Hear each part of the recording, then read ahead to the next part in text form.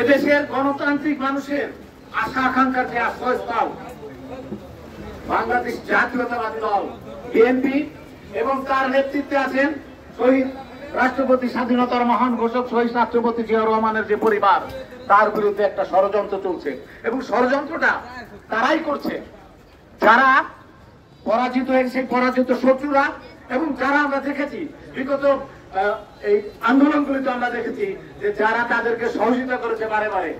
আমরা যদিও ঐক্য বজায় রাখার জন্য তাদেরকে আমরা কাছে টেনেছি, একসাথে আমরা সরকারও গঠন করেছি,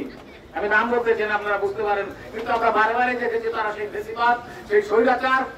আওয়ামী লীগের সাথে তারা ঐক্যবদ্ধ হয়ে বারে বারে ষড়যন্ত্র করছে। এখন আমরা দেখছি মাঠে তারাই ষড়যন্ত্র করছে, আমাদের ভাবমূর্তিকে ক্ষুণ্ণ করে। তারা নিশ্চিত জানে যে এদেশে একটি সত্যিকার নিরপেক্ষ নির্বাচন হলে এদেশের মানুষ তাদের প্রিয় দল